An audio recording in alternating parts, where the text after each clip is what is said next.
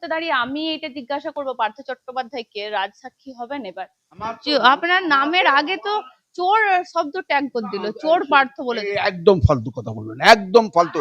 আরে একদম ফালতু কথা বলবেন, একজন বলেন, একদম ফালতু কথা বলবেন, একদম ফালতু কথা বলবেন না।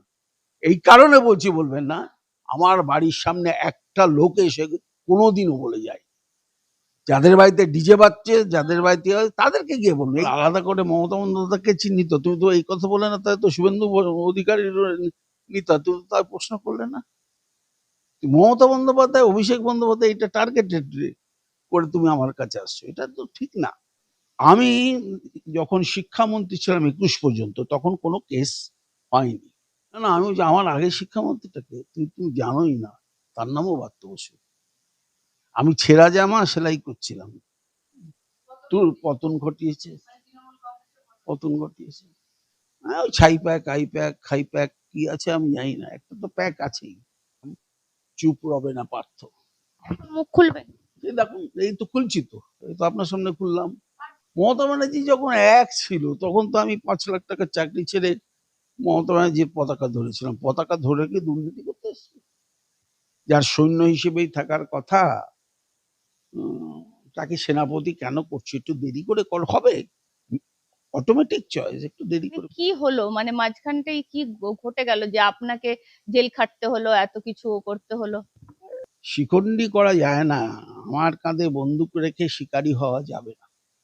পার্থ চট্টোপাধ্যায় কার্যত আমরা রয়েছি তার বাড়িতে, কথা বলবো। তৃণমূল কংগ্রেসের চরম পতন কেন হলো বলুন তো? অনেকেই তো জিজ্ঞাসা করবেন কেন হলো, কিন্তু এই মুহূর্তে দাঁড়িয়ে আমি এটা জিজ্ঞাসা করবো, পার্থ চট্টোপাধ্যায়কে রাজসাক্ষী হবেন এবার? কিসের রাজসাক্ষী? কেন রাজসাক্ষী হতে হবে? কার রাজসাক্ষী? কি একটা দুর্নীতি আপনার উপর। এটা দুর্নীতি আগে প্রমাণ করুন না কোর্টে গিয়ে। মাঠে ঘাটে অনেক কিছু কথা বলা যায়, দুর্নীতি না বেনিয়ম না অনিয়ম। রাজ্যের মুখ্যমন্ত্রীও তো সেই মন্ত্রিসভার সদস্য ছিল, তাহলে আপনি এখন কাকে বলবেন? মাঠে ঘাটে না অনেক কথা বলা যায়, কিন্তু যখন বিচারের ব্যবস্থা থাকে, আইনগত দিক থাকে, তখন আর লোককে খুঁজে পাওয়া যায় না। তাহলে মানে কি হলো, মানে মাঝখানটাই কি ঘটে গেল যে আপনাকে জেল খাটতে হলো, এত কিছু করতে হলো? কারোর হয়তো পছন্দ হয়নি, কারোর হয়তো পছন্দ হয়নি আমার কাজকর্ম, আমার প্রতিবাদের ভাষা, তাদের মনে হয়েছে এটা সঠিক হবে না তাদের পক্ষে। অনেক সময় তো গাছ উপরে ফেলারও চেষ্টা হয়। আমাকে শুদ্ধ কেন, নিজেরাই উপরে গেল, আমাকে আর শুদ্ধ কি করলো? আমার আর শুদ্ধ কি আছে? আমার পাওয়ারই বাকি ছিল, আর চাওয়ারই কি আছে? কিছুই নেই। নিজের সম্মান, সামাজিক যে একটা অবস্থান মানুষের মধ্যে, তাকে সঠিকভাবে তুলে ধরাটাই আমার এখন লক্ষ্য। মানে এই যে আপনার এত বড় একটা নিয়োগ দুর্নীতি, কোটি কোটি টাকা দেখলাম আপনি কার্যত। আমরা একটা জিনিস বুঝি না, আপনারা কি করে একটা জিনিসের সঙ্গে আরেকটা জিনিস মিলিয়ে ফেলেন? এটার জন্যই মনে হয় তো একটা পরিকল্পনা, ষড়যন্ত্র আছে। আপনি টাকা দেখলেন, আপনি রিজার্ভ ব্যাংকেরও তো টাকা দেখেন, তাতে মনে হয় কি চস্কি সঙ্গে রিজার্ভ ব্যাংকের ভাব ছিল? এগুলো একেবারেই শিক্ষায়, চাকরির সুযোগে কেউ কিছু করেছে কিনা, আর কোথাও উদ্ধার হলো কোনো টাকা, সেই টাকার সঙ্গে কে লিঙ্ক করা, এটা মানে এই কি বলবো, সত্যজিৎ রায়ও এরকম চিত্রনাট্য লিখতে পারতো। কারা লিখলো তাহলে? যারা লিখেছে তারা উত্তর দেবে। কেউ কেউ তাদের পতন হয়েছে, আরো বাদ বাকিটা আছে, তাদেরও পতন ঘটবে। মানে মাঝখান থেকে আপনাকে বলি বলিকা বাকরা হওয়া অত সোজা না, আমি সেদিনও বলেছিলাম, শিখন্ডি করা যায় না, আমার কাঁধে বন্দুক রেখে শিকারি হওয়া যাবে না। কিন্তু মমতা বন্দ্যোপাধ্যায়কে অনেক ফোন করেছিলেন, তাহলে মমতা বন্দ্যোপাধ্যায় উত্তর দিল না কেন? মমতা বন্দ্যোপাধ্যায় অনেক ফোন করেছিলেন, এটা তো আপনাদের রটনা, আমার কাছে তো এরকম কি করেছিলেন? না না না, আমি কেন আপনাকে বলতে যাবো? কোর্টের বিচার্য বিষয়। আপনার আপনার একটা টিউব, মিডিয়া, আপনি বলছেন মিডিয়া। না না, মিডিয়ার খবর দিয়ে তো আমার রাজনৈতিক জীবন নির্ধারিত হয় না।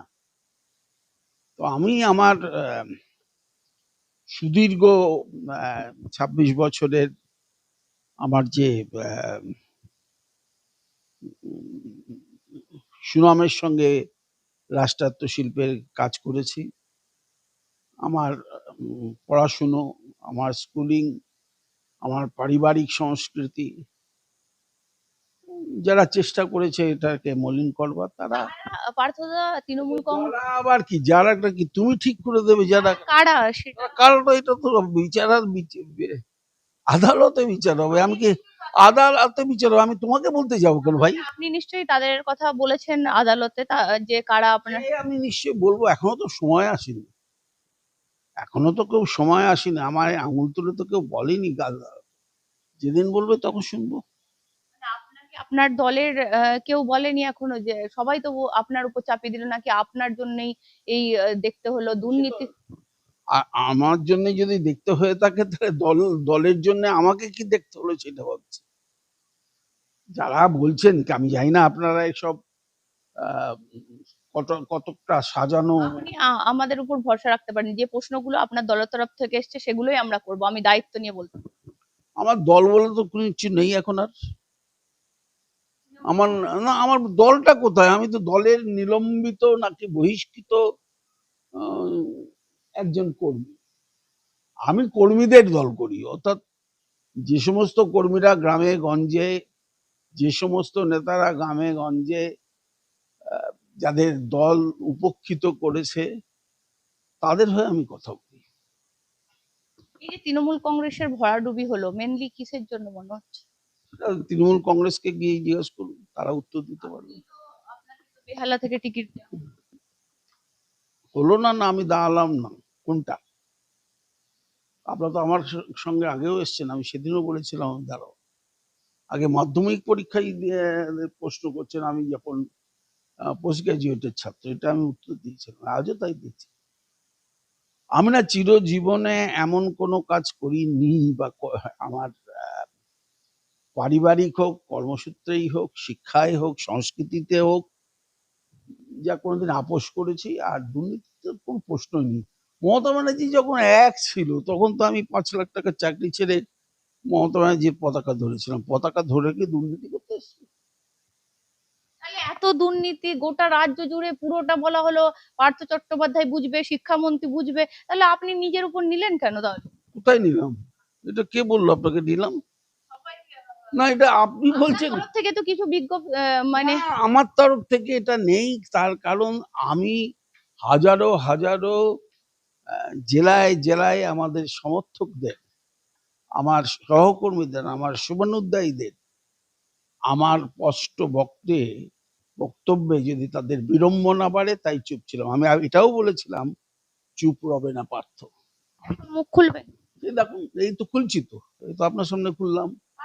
একটা জিনিস কি মনে হয়েছে যে এই ৭৪ জন বিধায়ককে বসিয়ে দেওয়া ঠিক হলো না, মানে যারা অলরেডি ছিলেন তাদেরকে হঠাৎ করে বসিয়ে দিয়ে একটা নির্বাচন লড়া হলো? না, আমি একজন মানুষ হিসেবে বলতে পারি যে সম্পূর্ণ ভুল সিদ্ধান্ত। আর পেশাদারি সংস্থার উপরে নির্ভর করে যদি সংগঠন চলে, ওই ছাই প্যাক, আই প্যাক, খাই প্যাক কি আছে আমি জানি না, একটা তো প্যাক আছেই। তো তাদেরকে আমি যখন ছিলাম দলের মধ্যে, তখন তাদের তালিকাও আমি মানিনি। এটাও আরেকটা কারণ হতে পারে পিছনে, তো জানি না। তো এই পেশাদারিত্ব সংস্থা, তাদের পেশাদারিত্বের উপদেশ শোনা উচিত, বর্জন করা উচিত, কিন্তু সংগঠনকে রিপ্লেস করা যায় না। সংগঠনকে পুরোপুরি বসিয়ে দিয়ে আমি পেশাদারিত্বের নাম করে সবাইকে, সভাপতির কোনো মূল্য নেই, জেলা সভাপতির কোনো মূল্য নেই, এটা কি ধরনের একটা সংগঠন তৈরি হলো, যার ভিত নড়বড়ে ছিল বলে এটা হলো। অভিষেক বন্দ্যোপাধ্যায়কে অনেকেই দাবি করছেন আপনাদের দলের, বলছেন অভিষেক বন্দ্যোপাধ্যায়ের জন্য তারা তো সেদিন আমার মতন উচ্চকণ্ঠে বলেনি যে সময় হয়নি এখন যার সৈন্য হিসেবেই থাকার কথা, তাকে সেনাপতি কেন করছে? একটু দেরি করে হবে, অটোমেটিক চয়েস, একটু দেরি করে করো। আজকে যারা সেদিনকার অনেকেই তার তোষামদি লিস্টে ছিল, তাকে তোষামত করে বড় হওয়ার চেষ্টা করেছিল, তারা যেমন দলকেও ডুবিয়েছে, নিশ্চয়ই অভিষেক এতদিনে যদি অল্প বয়স বুঝতে টাইম নেয়, অভিষেককেও ডুবিয়েছে। অভিষেক বন্দ্যোপাধ্যায় বেআইনি বাড়ি চারদিকে, তাকে নোটিশ দিচ্ছে পুরসভা, তিনি বলছেন যদি বেআইনি বাড়ি হয়ে থাকে তা তো নোটিশ দেবেই। এতে আশ্চর্য ধারাচ্ছেন প্রশ্ন শুনে। কার আমার আরে ও বাচ্চা ছেলে না, বয়স কম, তাকে ঠিক মতন পরিচালনা যদি করতো তাহলে ভালো মেটেরিয়াল ছিল তার মধ্যে। আমি তো চেষ্টা করেছিলাম একটা, কিন্তু যারা পরবর্তীকালে তার পরামর্শদাতা হলো, নাম না আমি নাম কি বলতে পারি এরকম ভাবে সহজে? কি আপনাকে কেউ ছাড়লো না, আপনি কিসের জন্য এখনো নামগুলো গোপন? কে ছাড়লো আর ছাড়লো না আমার কিছু এসে যায়? আমার আপনার নামের আগে তো চোর শব্দ ট্যাগ করে দিল, চোর পার্থ বলে দিল। একদম ফালতু কথা বলবেন, একদম ফালতু। আরে একদম ফালতু কথা বলবেন, একজন বলবেন, একদম ফালতু কথা বলবেন, একদম ফালতু কথা বলবেন না। এই কারণে বলছি বলবেন না, আমার বাড়ির সামনে একটা লোক এসে কোনোদিনও বলে যায়, যাদের বাড়িতে ডিজে বাজছে, যাদের বাড়িতে তাদেরকে গিয়ে বলবো। এই সমস্ত প্রশ্ন করে আমাকে উত্তেজিত করে কোনো লাভ নেই, আমি উত্তেজিত হওয়ার লোক নই। আপনি বলতে চাইছেন কি আপনাকে কেউ এরকম বলেনি, কিন্তু সমস্ত দুর্নীতি বলছে, দুর্নীতি একটা আমাদের। ঠিক আছে, আমি উত্তর দেবো তো তাহলে। আপনার why you are asking for you ask for a political questions, why you are asking such questions which is sub judice, so why you are asking? This is not journalism at all. Mamata Bandyopadhyay কার্যত আবার নতুন করে সংগঠন গড়ে তুলছেন, আপনি আপনি আমার কাছে এসে জিজ্ঞাসা করছেন কারণ মমতা ব্যানার্জি, আপনি আবার সংগঠনে যোগ দিয়ে নতুন করে রাজনীতি করবেন? আমি তো রাজনীতি থেকে ছেড়ে যাইনি, আমি নীতির থেকে সরে যাইনি। যদি সেই নীতিতে যদি দল আসে তখন ভাববো। আমি নীতির প্রশ্নে আমার বিবাদ ছিল, এবং ওই যে আপনি কি একটা বলির পাখড়া নাকি একটা বলের বাখড়া একটা কি সব বললেন টললেন, অত সোজা না। দেখবেন যে অনেক অনেক বলির বাখড়াই দড়ি ছিঁড়ে পালিয়ে যায় না, তা যখন বোঝে। তো আমার সে শক্তি আছে, আমার সে মানসিক জোর আছে, এবং আমি প্রতিটি প্রশ্নের উত্তর নিশ্চয়ই সময় মতন যে জায়গায় বিচারালয় যদি হয় বিচারালয়, আর না হলে যেখানে দরকার সেখানে নিশ্চয়ই বলবো। বলতে বলতে যাব, বলতে বলতে যাব। বলতে বলতে কোথায় যাবে? আরে বড় চ্যানেল গুলোই তো বলছি না, তুমি এসে আমাকে বলছো তো কোথায় যাবে? তোমার ভিউয়ারশিপ কত? এই যে বড় বড় চ্যানেল গুলো আছে যারা ডেলি 8 লাখ 9 লাখ 10 লাখ 6 কোটি ভিউয়ার। না, 6 কোটি যদি ভিউয়ারশিপ, তাহলে যারা চ্যানেল চালায় তাহলে তাদের ভিউয়ারশিপটা কত? আমি কনগ্রাচুলেশন করি। আমি আপনাকে যে প্রশ্নগুলো আপনার সম্বন্ধে এতদিন উঠেছে, যেগুলো বাইরে থেকে করেছে, আপনাকে আমরা সেরকম পাইনি, আপনাকে সেগুলোই জানার চেষ্টা করছি, যে যারা যারা আপনার কথা আমার প্রশ্নের উত্তর দিয়ে তোমার ঘাড়ে চাপালো, যারা যারা। তোমার দুঃখ হওয়ার কোনো কারণ নেই তো। তোমার 6 কোটি লোকের কাছে তো আমার এইভাবে পৌঁছানোর দরকার নেই। আমি বিচারালয় যেহেতু সাবজুডিস ব্যাপার, বিচারাধীন ব্যাপার যেহেতু, সেরকম বিচারালয়ে বলবো। আর কারা এর পিছনে ছিল ইতিমধ্যেই 6 কোটির থেকে 7 কোটি লোক ভোটার, তারা জেনে গেছে, এবং তারা তাদের মতামত দিয়ে কি বলছিল জানো, এই পতন ঘটিয়েছে, পতন ঘটিয়েছে। মমতা বন্দ্যোপাধ্যায় থাকলো না বিধানসভায়, মানে তিনি এবারে জিততেই পারলেন না ভবানীপুর থেকে। দুর্ভাগ্যের। মমতা বন্দ্যোপাধ্যায়ের ব্যক্তিগতভাবে বিধানসভা পেলে বিধানসভার লাভ ছিল। সংসদীয় রাজনীতিতে আমি দলের মধ্যে প্রথম থেকেই বলেছি, এখনো বলি, যে বিরোধী শূন্য বিধানসভা হওয়া কখনোই উচিত না। মমতা বন্দ্যোপাধ্যায় থাকলে ভালো হতো, দুর্ভাগ্যের। মানে উনি বিধানসভায় থাকলে বলছেন আন্দোলনটা আরো জোর হতো। আন্দোলন না, সংসদীয় রাজনীতিতে একটা স্ট্রং লোক থাকলে বোধহয় ভালো হয়। কুণাল ঘোষরা আন্দোলন করছে বিধানসভার বাইরে দাঁড়িয়ে, শোভনদেব চট্টোপাধ্যায়, তারা সব আন্দোলন করছে। ফিরহাদ হাকিম। তাই নাকি? বিরাট হাকিম করছে নাকি? আপনারা 6 কোটির মধ্যে এই খবরটা দেননি? কি সব হচ্ছে নাকি ইয়েতে? ফিরহাদ হাকিম তো কিছু জানে না, বলছে নোটিশ ফোটিস। আপনি এই দেখলেন, আমি আপনাকে প্রশ্ন করতেই আপনি আমায় প্রশ্ন করলেন। বলছি নোটিশ ফোটিস, ফিরহাদ হাকিম বলছে আমি এসব জানি না, আমাকে জিজ্ঞাসা করবেন। সেটা যদি গ্রহণযোগ্য হয় তাহলে আমার কথাটা গ্রহণযোগ্য হচ্ছে না কেন?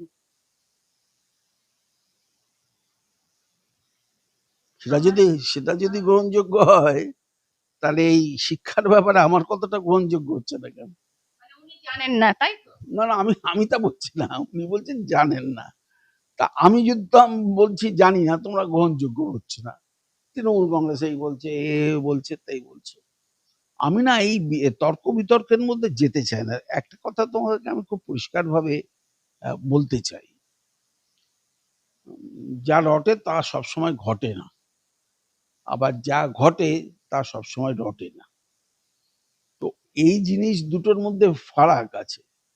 একটা দলের চুলচেরা বিশ্লেষণ করে তা বেসিক্যালি তোমাদের লাভ নেই। এই কারণেই লাভ নেই যে দলটার বিপর্যয় হয়েছে বলছো, কিন্তু 41% ভোটও পেয়েছে, সংখ্যার নিরিখে আসন কমেছে, কিন্তু শতাংশ হারে ভোট ততটা কমেনি যতটা বিপর্যয়ের কারণ হয়েছে। আমরা আমরা আমরা বলা হচ্ছে, কারা বলছে জানি না। 4%, 4%, 12% পেয়েও যদি 34 বছরের শাসকরা এখনো থাকতে পারে, তাহলে 41% দলটা আর 4-5% হারানো জমি ফেরানোর জন্য যদি সঠিকভাবে সিদ্ধান্ত নেয়, যদি দেয়ালের লিখনগুলো যদি সত্যিকারের বুঝতে পারে কোথায় ভুল হয়েছে, তার সঠিক সিদ্ধান্ত এখন থেকেই নেয়, নিশ্চয়ই দলের সম্ভাবনা শেষ হয়ে গেছে। আমি কিন্তু তার সমর্থক নই। আমি মনে করি যে দল ভুল সিদ্ধান্ত কিছু গ্রহণ করেছে, এবং সময় মতন সবাইকে নিয়ে চলবার যে ব্রতে দলটা তৈরি হয়েছিল, সেই ব্রতের থেকে একটু বিচ্যুত ঘটেছে, এবং একে অপরকে অবিশ্বাসের একটা বাতাবরণ আইপ্যাক তৈরি করে দিয়েছে। তার থেকেই এই হয়ে উঠেছে। এইগুলোর থেকে দেখুন, আমি মমতা ব্যানার্জির ব্যক্তিগতভাবে কি পারলেন কি পারলেন না, it's a matter of opinion. উনি কি পারলেন, উনি হয়তো যদি যদি মনে হয়ে থাকে যে আজকের এই ফলের তিনি ধরতে পারলেন না, ধরতে হয়তো পারেননি বলেই এই ফল হয়েছে। আন্দাজটা করবে কি করে? আপনার আইপ্যাক আছে তো, আবার আন্দাজ করবে কেন? আইপ্যাক, সাইপ্যাক, আবার গো, প্যাক গুটিয়ে গো, সবটাই আছে। এই এই খেলা না, এই ট্রাপিজের খেলা, এই ট্রাপিজের খেলা তো আমি কোনোদিন খেলিনি। আমি নিশ্চয়তার জীবন ছেড়ে অনিশ্চয়তায় ঝাঁপ দিয়েছি। সুতরাং আমার অনিশ্চয়তা থেকে নিশ্চয়তা যবে আসবে দেখবো। নাইলে আমি তো ম্যানেজমেন্টের পড়ানোর লোক, ম্যানেজমেন্টের ছাত্র, সুতরাং ঠিক বই যে রাজ্যের ভবিষ্যৎ নষ্ট হলো, মানে চাকরি হারা হলো সবাই। আর করলো দেখো না, ভবিষ্যৎ শুধু চাকরি হারাদেরই হলো, কৃষকদের কিছু হয়নি। হ্যাঁ, কর্মসংস্থান হয়নি, যাদের লক্ষ লক্ষ বেকার, হারাদের নিয়ে খুব একেবারে দেশ উল্টে গেল নাকি? রাজ্য উল্টে গেল, আর দেশ তো এমনি কর্মসংস্থান নেই, আবার দেশের কথা বলে লাভ কি? 2 কোটি করে চাকরি দেবো বলেও 200 জন লোকের চাকরি হয়নি। কর্মসংস্থান যতক্ষণ না হবে, ভারী শিল্পের অবস্থান, মানে আজকের ভারী শিল্প বলতে শুধুমাত্র তো এমএসএমই দিয়ে তো চলবে না, ক্রিয়েশন অফ জবস, ভাতা না, এটা যতক্ষণ না হবে ততক্ষণে এইরকম আন্দোলন তো সবসময়ই চলবে, তেলাপিয়া মাছের মতন বাড়বে। আর আরেকটা কথা বলি, আমি যখন শিক্ষামন্ত্রী ছিলাম 21 পর্যন্ত, তখন কোনো কেস হয়নি, কিন্তু মানুষের মধ্যে 2-4 জনের ক্ষোভ ছিল, কি না অনিয়ম হয়েছে এটা দেখে দিন, এই খাতাটা ঠিক মতন দেখা হয়নি আপনি একটু বলে দিন। মিছিল অবস্থান হয়েছে, প্রেসের ওখানে অবস্থান হয়েছে, আমি কথা বলি। তারপরে বিকাশ ভবন হয়েছে, আমি কথা বলেছি। কিন্তু এই যে আর্থিক লেনদেন, আপনি কোটি কোটি টাকা বলছেন, কত লোকের চাকরি হয়েছে জানেন আপনার? আপনার আইডিয়া আছে? এই বঙ্গ টিভি জানে ওই সময়কালে 2.5 লক্ষ শিক্ষক আর অশিক্ষকের চাকরি হয়েছে। হ্যাঁ, 21 কেন, আমার শিক্ষামন্ত্রীর কালে আমি কিন্তু কন্ট্রাকচুয়াল সিভিক ভলেন্টিয়ার্স নিইনি। আমি প্যারা টিচাররা যাদের 80,000 ঢুকিয়ে দিয়ে গেছিল বামফ্রন্ট, তাদের ধীরে ধীরে চাকরিতে স্থায়ীকরণ করেছি। আমি 52টা বিশ্ববিদ্যালয় তৈরি করেছিলাম আমার টাইমে। স্কুল কলেজগুলো বেড়েছিল, রেট অফ অ্যাটেন্ডেন্স স্টুডেন্টদের বেড়েছিল, সেইগুলোকে ধামা চাপা দাও দিয়ে এইটাকে তোমার চাকরি হারাতে হলো কেন? তো হারাবার কথা, তোমার যদি অন্যায় হয়ে থাকে তাহলে ওটা স্বয়ংশাসিত সংস্থা, তাদেরকে ডেকে বলো এই জিনিসটা ভুল হয়েছে, এটা হওয়া উচিত না। কিন্তু তুমি রাতারাতি 26,000 লোকের চাকরি বাতিল মেনে নিলে, এটা রাজ্য সরকার। তোমার যারা মনে হয়েছে যে অন্যায় আছে, সেটা তো পরবর্তীকালে আবার বললে এই এতজন অন্যায় করছে। তাহলে এতজন অন্যায় করলে যারা অন্যায় করেনি তারা আবার পরীক্ষা দিচ্ছে কেন? আমরা এমন একটা ভাব, আমি আজকে শুভেন্দু দেখছি, সরি মুখ্যমন্ত্রীর একটা দেখছিলাম, কড়া দাওয়াই দেবো। আরে তুমি তো নিজে 21 সালের আগে পর্যন্ত এই রাজ্যের মন্ত্রী ছিলে, ভালো ভালো দপ্তরের মন্ত্রী ছিল, ভালো ভালো জেলার পর্যবেক্ষক ছিল। তুমি তোমাকে শেয়ার করতে হবে না responsibility? Responsibility is a joint responsibility of the council of ministers, headed by the chief minister. তুমি বলতে হয়, বলছো, দেখো মাঠের কথা যা বলো তা হৃদয়ের কথা না। তাহলে তো মমতা বন্দ্যোপাধ্যায়কেও নিতে হবে রেসপন্সিবিলিটি। কাউন্সিল অফ মিনিস্টার হলে তো নিতেই হয়। আমি আবার আলাদা করে মমতা বন্দ্যোপাধ্যায়কে চিহ্নিত, তুমি তো এই কথা বলে না, তাই তো শুভেন্দু অধিকারীর নিতা, তুমি তার প্রশ্ন করলে না। মমতা বন্দ্যোপাধ্যায়, অভিষেক বন্দ্যোপাধ্যায় এটা টার্গেটেড করে তুমি আমার কাছে আসছো, এটা তো ঠিক না। তুমি গভীরে যেতে হবে, গভীরে গিয়ে দেখতে হবে সমস্যাটা কি। আমি এখনো মনে করি আমার কাছে চাকরির দাবির জন্য বিক্ষোভে আসতো লোক, কিন্তু চাকরি হারাদের বিক্ষোভ আমি কোনোদিন হতে দিইনি। যাদের চাকরি গেছে আমি সম্পূর্ণ সহানুভূতিশীল তাদের প্রতি, এবং এটা মানুষই উত্তর দিয়েছে। এটা ঠিক মতন যদি সংশ্লিষ্ট দপ্তর দেখতো, ইনক্লুডিং এসএসসি, দা প্রাইমারি এডুকেশন, এই স্বয়ংশাসিত সংস্থাগুলি যদি দেখতো, তাহলে সরকারের বিড়ম্বনা হতো না। আমি বহুবার বলেছি, আজও বলছি, এবং অন্যায় এটা। আমি যদি মনে করি আমার 5টা আঙুলের মধ্যে এই আঙুলটা পছন্দ, তুমি এটাকে কেটে দাও, তুমি হাতটাকেই কেটে দিলে, পুরো 5টা আঙুলই চলে গেল। তুই 26,000-এর মধ্যে যদি তোমার 5,000 মনে হয়ে থাকে, তাহলে বাদ বাকি 21,000-কে তো আগে ছাড়ো, তাদের হয়ে লড়ো, বলো যে না, ওদের রাখতে হবে। তুমি এদিকেও নেই, তুমি ওদিকেও নেই। এটা একটা বড় রকম আহ, গাফিলতি বলে আমি মনে করি, সিরিয়াসনেস ছিল না। অভিজিৎ গাঙ্গুলি যথেষ্ট সিরিয়াস হিসাবে বিচারপতি, আমিও তার সঙ্গে যোগাযোগ ছিল তখন। আমারই সময় অভিজিৎ বাবু ওই এসএসসির প্যানেল অফ লয়ার্স ছিল, তো তিনি নিজে আমার থেকে ভালো জানেন। মানে বাতিল করেছিলেন, বেছে বাতিল করেছিলেন, বেছে বাতিল করেছিলেন, মানে সবার একসাথে করে। না, আমি জানি না উনি বিচারালয়ের বিষয় নিয়ে আমি করবো না। জুডিশিয়ারি অলওয়েজ গড, না আমি ওইটার মধ্যে যাব না। আমি শুধু বলবো যে আমি কোনোদিন চাকরি হারাদের বিক্ষোভ দেখিনি, দুর্নীতি তো দূরের কথা।